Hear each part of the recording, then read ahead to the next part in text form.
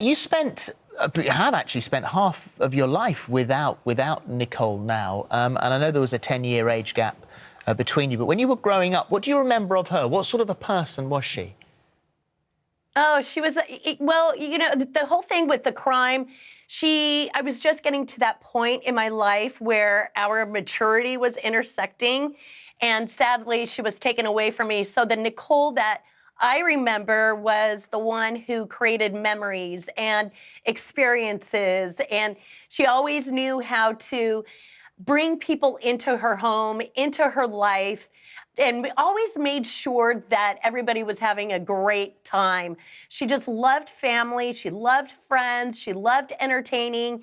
Not the entertaining that we see today, you know, the glitz and the glam did not exist 25 years ago with my sister. You have a regret that you live with. You were 24 when she lost her life, and the night before, Yes. she'd seen all of the family, and being a 24-year-old, it was a dance recital, and you didn't go, and you regret that now. I regret it. Yeah, absolutely. You know, it's I have to live with that. I was 24. I didn't want to go to one more dance recital. Had I known it was going to be the last night that I would have seen my sister and all of us together, most certainly I would have been there. But sadly, I didn't. But I can't go back there in my head or in my heart.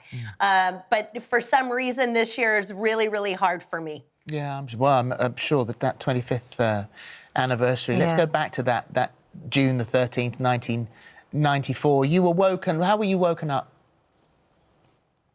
I was actually today on June 13th. This day is actually much more difficult for Denise, myself, not so much my mom or my other sister Dominique, but Denise and I, we've always thought that June 13th is the most difficult because it was the morning that we found out.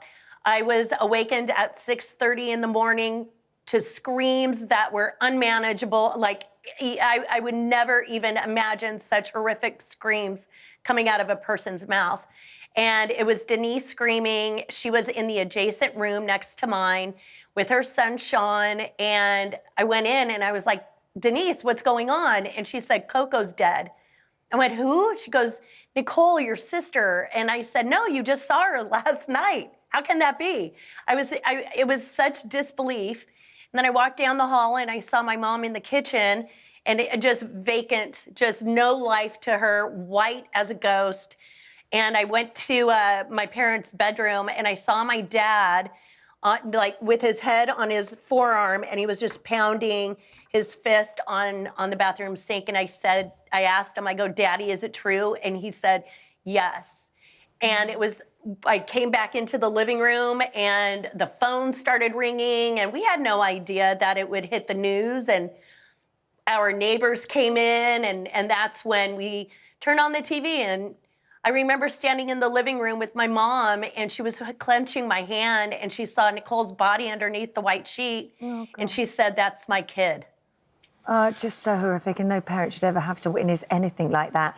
When O.J. was arrested, there was further disbelief then because you didn't want to believe that he had anything to do with this. Yeah, you know, I've known this person since I was 7 years old. So, you know, I believed it was a drive-by shooting for months until the DNA came out, and I'm kind of academic. I love science. And when the DNA came out, that's what did it for me. But up until that point, I did not want to believe he did it. I couldn't believe he did it. But the truth of the matter is, you know, there are a lot of people out there who don't think that he actually killed her and Ron. But the truth of the matter is that he did beat my sister, dating back to 1978. We've seen those pictures, those journal diary entries. And I want to bring back that 911 call to people, you know, get on YouTube and listen to Nicole Brown Simpson 911. And Simpson is like your poster child of your quintessential abuser. And when you're educated on domestic violence, you understand the rage that somebody can actually have.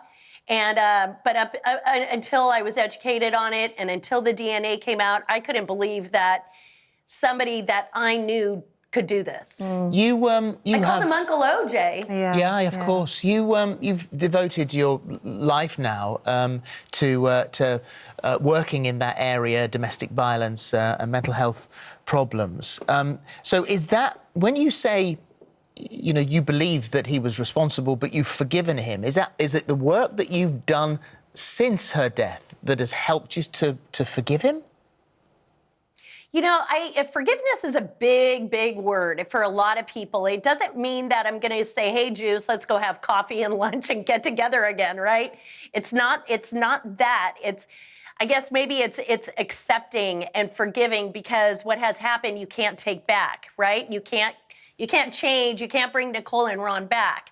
So in order for me to live on and to go on, I had to break that ball and chain. So, but again, it took me a long time to get to that point. And then even then, in 2004, I had a trigger. I was supposed to be married. He canceled the day before, or 4 days before, and I tailspinned into anger, depression, hate. I mean, it was the scariest thing, and I attempted a suicide.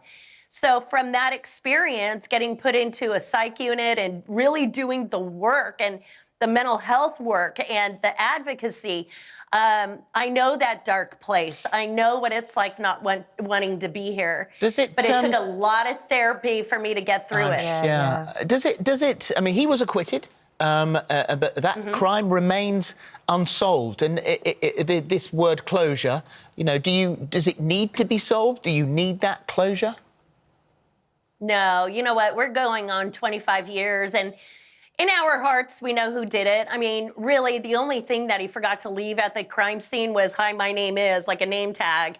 You know, I mean, the evidence was just so extreme, and, you know, they had everything. So, excuse me. So, no, we know who did it. It's not going to change anything. Life has gone on. You know, we have Sydney and Justin to think about as well. It's their dad. So I made a commitment to myself years ago to really understand and accept that this is their dad. And no matter what, it will always be their dad. Yeah. So I choose to keep that peace. And that's what helps me go on. Well, you're a very strong lady. Thank you, Tanya. For sure. Thank you very much for joining us today on the 25th anniversary. Thank you. Thank you for that. Thank you. And once again, we have to remind everybody that he was never found guilty. That crime remains unsolved.